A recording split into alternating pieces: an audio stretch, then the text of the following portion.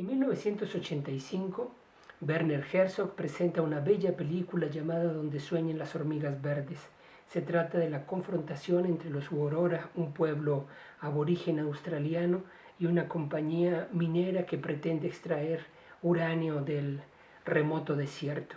En una de las escenas, Lance Hackett, el topógrafo de la compañía, entra en un supermercado y encuentra un grupo de aborígenes en un corro en actitud de oración al lado del pasillo de los jabones. Le pregunta al gerente de la tienda qué es lo que ocurre y este le explica que en ese lugar estaba el único árbol que sobrevivió durante muchos años en toda la región. Se trataba de un árbol ancestral en el que ellos se reunían para soñar y conversar con los hijos que aún no nacían. Los Worora resistieron, pero finalmente la compañía logró tirar el árbol y establecer ahí el supermercado. Se trata de lo que yo quiero llamar la fuerza de retorno, esa persistencia de este pueblo australiano que regresa al lugar que le ha sido usurpado, en medio de las multiplicidad de significaciones que puede tener esta escena, desde el tema de la expansión colonial que penetra hasta el subsuelo, no solamente de la tierra, sino de los sueños sagrados para extraer de ahí el mineral o la energía vital, sino especialmente me parece esa cuestión de la apremiante necesidad de la fuerza de retorno que regresa a los lugares de los que ha sido expulsada, de los que ha sido minada o socavada.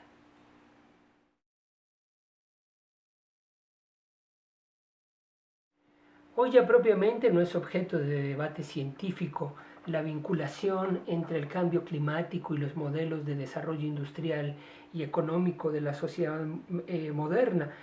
Hay más bien una evidencia clara del vínculo entre la altísima producción industrial, los esquemas capitalistas de consumo irrefrenable y predatorio y la producción de una cantidad sin límite de desperdicios, el vínculo de todo esto con la reducción de los polinizadores, el deshielo de los casquetes polares, la polución ambiental o el agotamiento sustantivo del agua potable.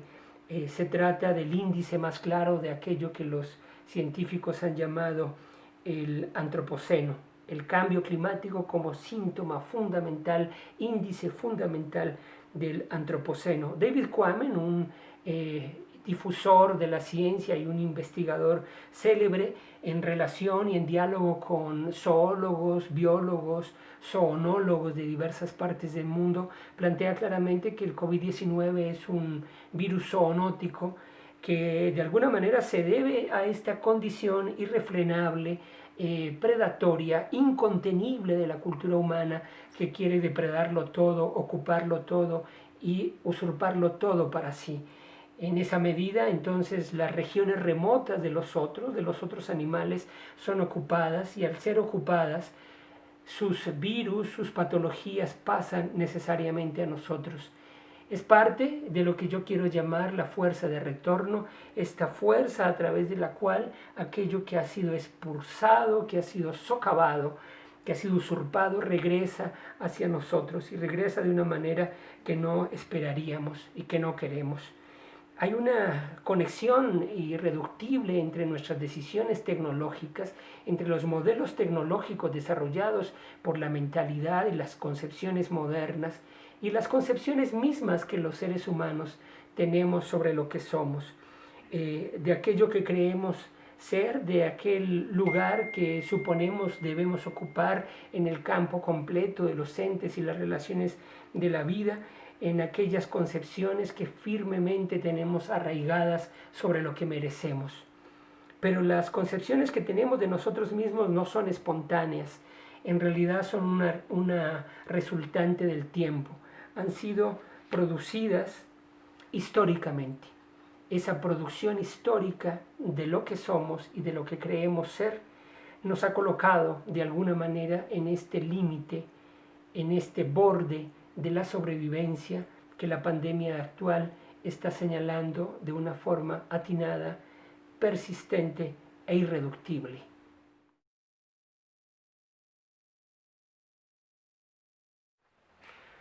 Hoy debemos atender con especial cuidado la relación entre dos términos claves: decisión tecnológica y crisis ambiental. Antepongo decisión a técnica porque la cuestión es de orden político, no es de orden puramente técnico.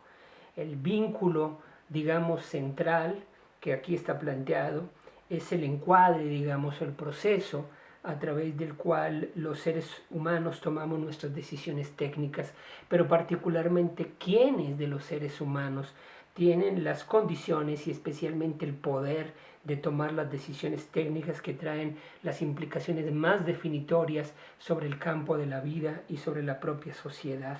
La decisión técnica remite fundamentalmente a dos poderes: el poder de determinar la investigación científica que producirá los resultados técnicos requeridos, digamos, por la necesidad o la ambición técnica, y el poder de determinar el desarrollo, el despliegue y la implantación social de dichas tecnologías, de dichos dispositivos y de dichas redes sobre la totalidad hoy en día prácticamente del campo, del planeta o del horizonte de la humanidad. Y esto mismo genera, digámoslo así, un nuevo poder. ¿Cuál es ese poder? El poder de establecer una forma de organizar el mundo, en el doble sentido de que los sistemas técnicos definen las maneras en que las personas interactúan, trabajan, se comunican, recepcionan y elaboran espacio y tiempo, se elaboran a sí mismos y elaboran a los otros, y en el sentido de que este proceso completo de redefinición tecnológica actúa sobre el medio ambiente, actúa sobre la naturaleza, actúa sobre el campo de la vida. Todo ello generando entonces ciertas transformaciones que producen nuevas distribuciones de poder y privilegio. La multiplicidad de impactos que esta decisión tecnológica trae sobre el ambiente son múltiples, no tiene caso señalarlas ahora a detalle. Las infraestructuras, por ejemplo, que implican las explotaciones mineras y la vulneración y modificación de los ecosistemas, la desecación de pantanos o de ríos o de zonas pantanosas para trazar carreteras que a la vez dividen las regiones ambientales.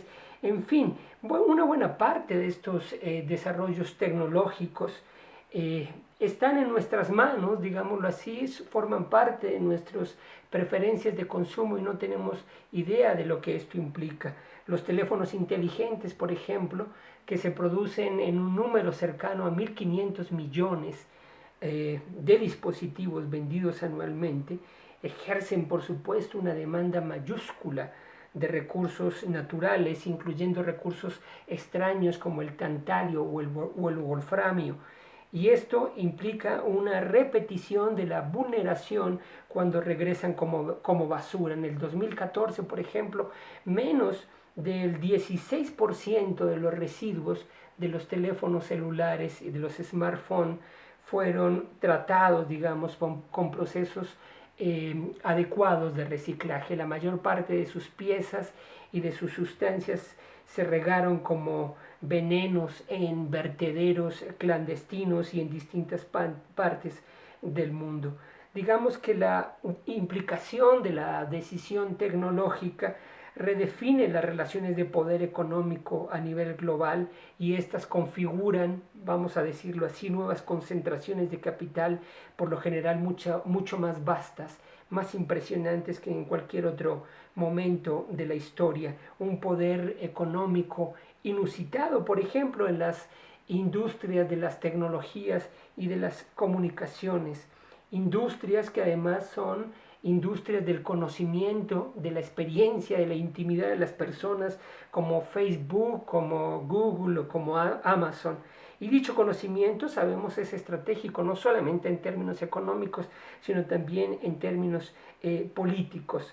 De las 100 entidades económicas más grandes del mundo, 69 son empresas. Walmart está un poco abajo de Estados Unidos y China, pero está encima de naciones como Argentina o quizás del conjunto total de Centroamérica. El tema de fondo, digamos, es el poder casi nulo que tenemos los individuos, que tenemos las personas para participar en la definición de los sistemas técnicos que se implantarán sobre el campo de la vida y se implantarán sobre nosotros mismos y que actuarán sobre las relaciones que tenemos entre sí los seres humanos, sobre la concepción que tenemos de nosotros mismos, sobre la sensibilidad que tenemos de nuestro propio cuerpo. Todo esto, digamos, todo esto que nos hace ser lo que somos y en lo que estamos prácticamente fuera de su definición.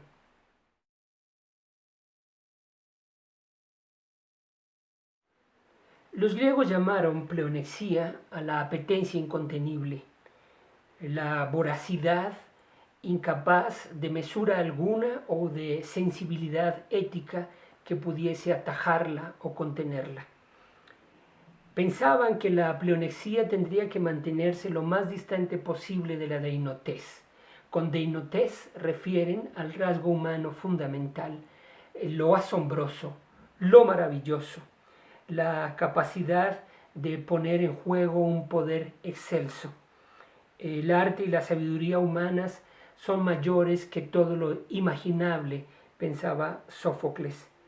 La deinotez, la capacidad de salvar, de superar cualquier obstáculo, de hacer posible lo que parece irrealizable y de superar toda otredad. Esta deinotez tiene un lado siniestro, un lado temible, la posibilidad de alcanzar ese punto en el que se despliega un poder devastador, un poder totalizador.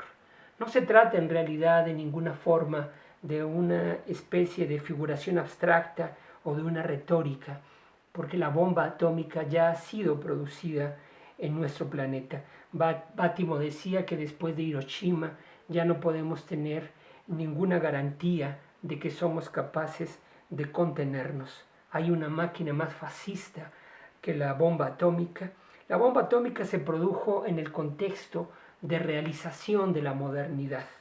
Ese punto, ese momentum culmen en que se reunió el saber, la técnica y la decisión política que pudieron crearla y aplicarla, que pudieron ponerla sobre el planeta y producir la contraparte del asombro de Leibniz, porque había algo en lugar de nada, es decir, de producir, digámoslo así, la máquina de la nada. Quizás hoy encontramos un horizonte en el que estamos ante un riesgo parecido que el que se planteó en ese momento, pero quizás con consecuencias más devastadoras por el campo completo de la vida.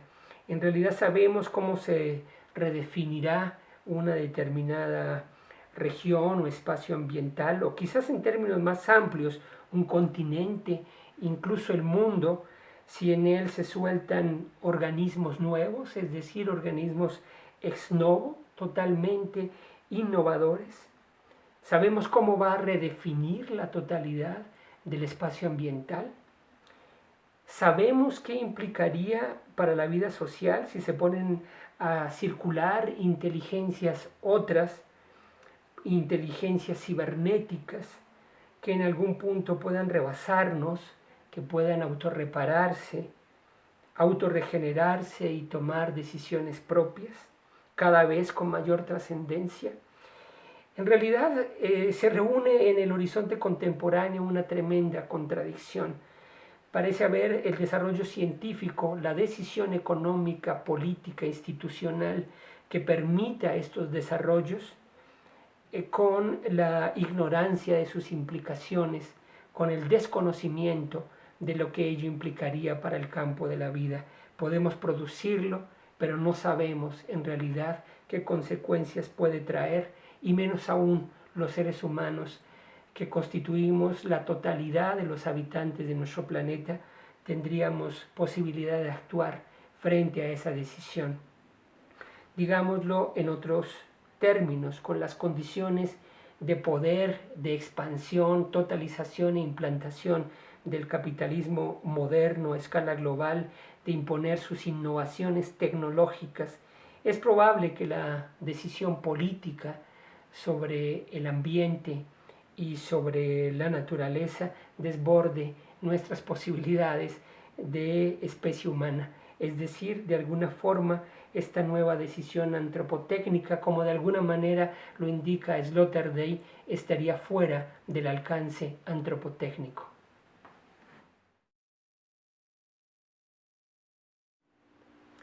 Quizás la fuerza de retorno pueda dar cuenta de la experiencia que hoy paraliza la economía y la sociedad de la mayor parte del planeta. Muestra, digamos, los límites del sueño moderno de control de la historia a partir del descubrimiento de sus claves, o las rupturas del sueño de actuar, de intervenir sobre la naturaleza sin detrimento, sin consecuencias.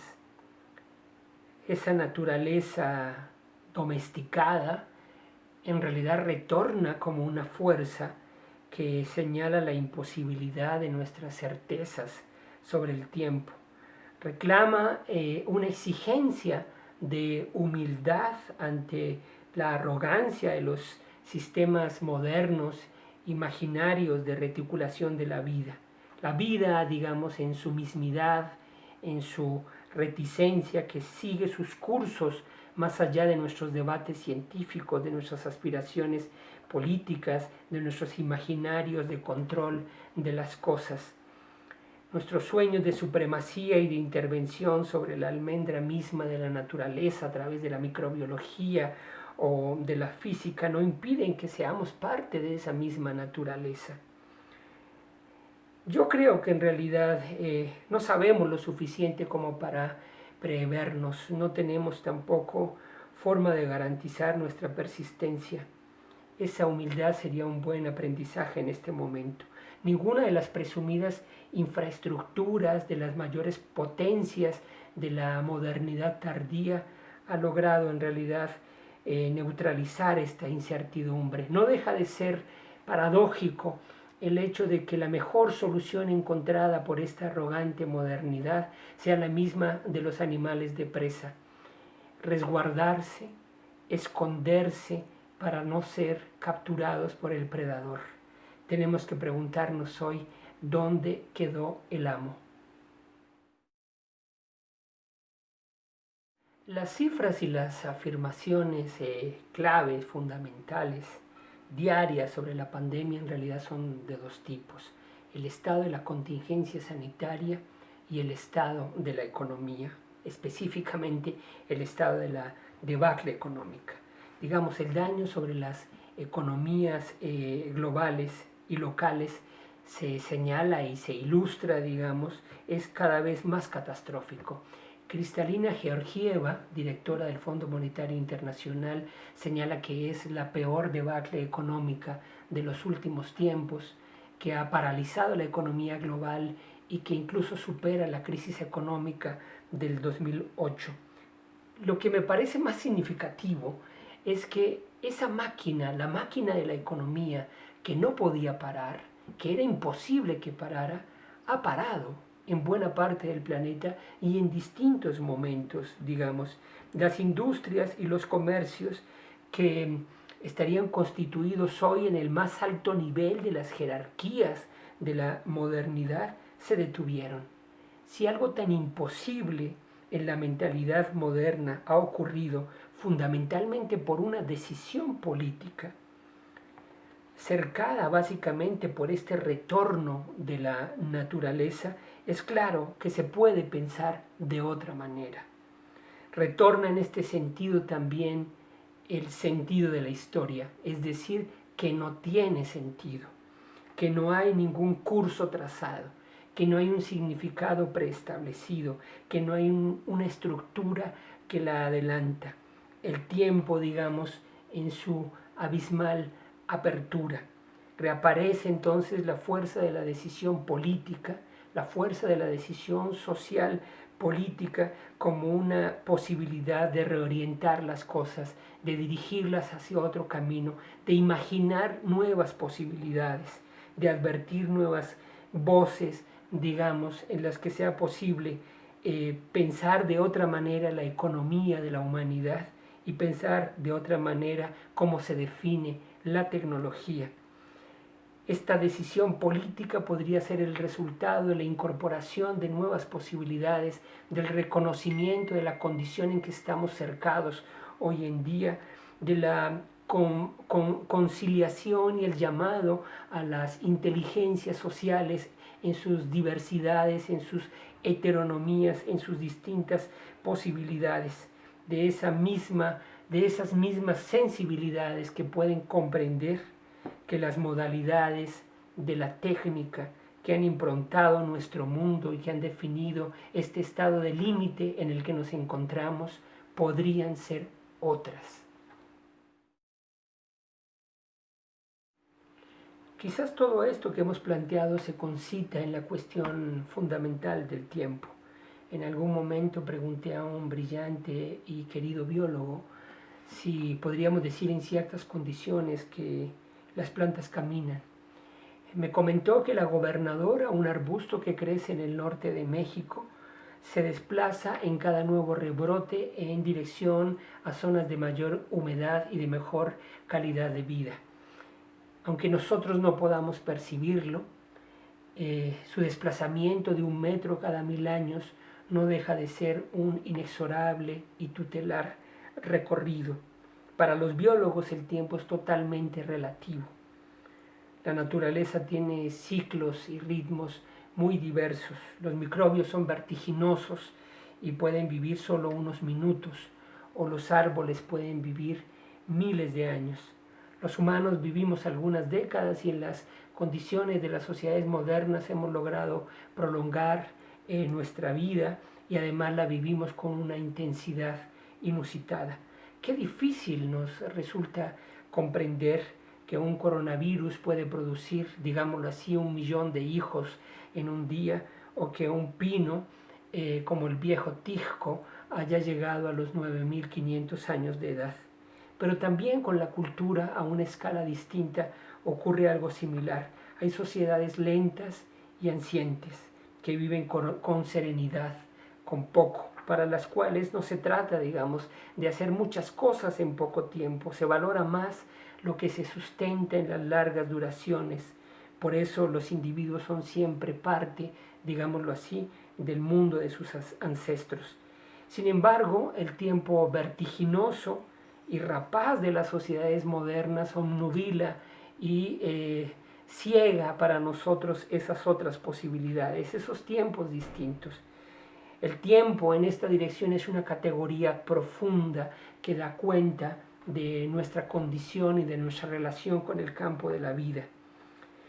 Para los Yacuna, que habitan en las cercanías del río Mirití, en el Caquetá colombiano, en la Amazonía colombiana, cada pueblo crece en un lugar específico con la encomienda de conocerlo y de cuidarlo, de protegerlo. La cuestión clave, digamos, en este contexto es que las plantas, los suelos, los ríos, los animales no están en una condición de subordinación. Los humanos, digamos, estamos en un tramado de codependencias. Nuestra tarea es comprender y trabajar para mantener los equilibrios delicados y complejos entre todas estas partes. Por decirlo de alguna manera, ninguna parte puede acumular toda la energía que pertenece a los otros, porque en realidad la energía es una trama que circula entre ellos, y de lo que se trata es de mantener esta lógica de muy delicados equilibrios. Por decir algo, con el concepto de chakra, el jardín de lo comestible, dan cuenta de esta codependencia. Las plantas que ahora comen las personas fueron personas que antes comieron plantas. Es una concepción de una reciprocidad histórica, de una reciprocidad ancestral en el horizonte de los tiempos, que da cuenta de una sociedad más amplia y más cabal, de una socialidad definida por todo lo que acontece conmigo, una socialidad que hereda y que se halla coimplicada en aquello que aconteció y que me ha producido y que está inextricablemente relacionada con todo aquello que nosotros haremos acontecer.